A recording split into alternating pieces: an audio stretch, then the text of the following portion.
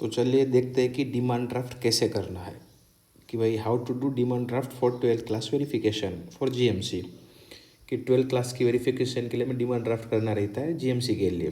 तो किसको करना है और किसको नहीं करना है हम देख लेते हैं। तो भाई आप आपने अपनी 12th सीबीएसई की है, सीबीएसई बोर्ड से की है, तो आपको डिमांड ड्राफ्ट नहीं करना है, ठीक है।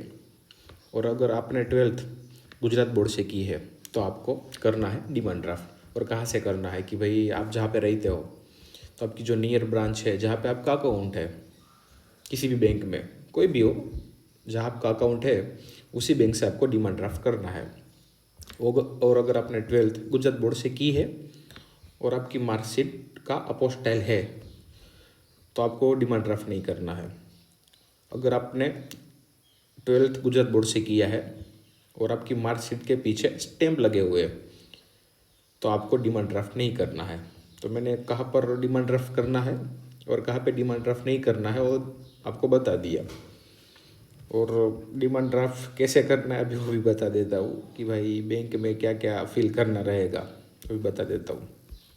पहले ये आएगा कि ऐसी स्लिप आपको देगी कि भाई ये फिल कर दो। तो भाई मैंने यहाँ पे डिटेल्स लिखी हुई है क्या क्या फिल करना है, कैसे करना है। City branch Gandhinagar, date, signature, demand draft है यहाँ पे आपको राइट करना होगा।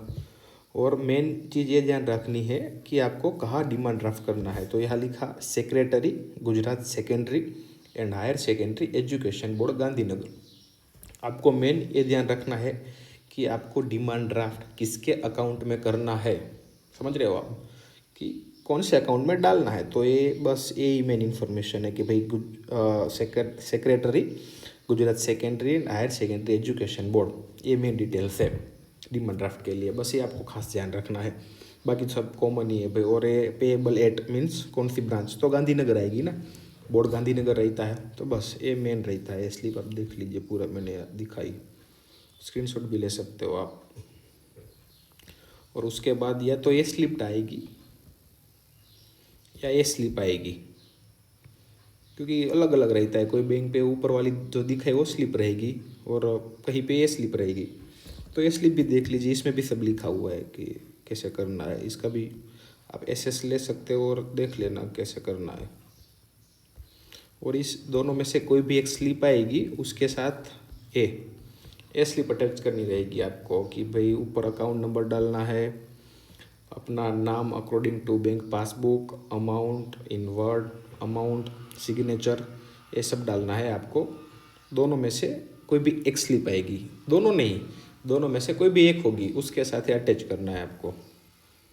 फिर उसके बाद ये फाइनल वाला, सब खत्म होने के बाद, सब फिल करने के बाद आप बैंक वाले को ये दोगे और बैंक वाले सब प्रोसेस करने के बाद आपको फाइनल डिमांड ड्राफ्ट देंगे।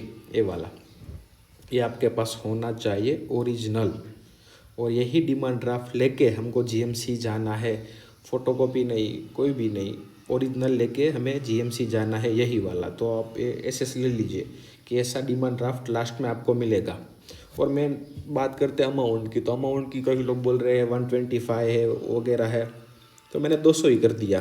क्योंकि अगर आप ज़्यादा अमाउंट डालोगे तो दिक्कत तो कोई नहीं है, पर सेफ्टी के लिए डाल देते हैं ना, क्या दिक्कत है। वो 125 का अगर 150 हो गया हो तो फिर हम वहाँ जाके क्या करेंगे, उससे अच्छा हम 200 ही डाल देते।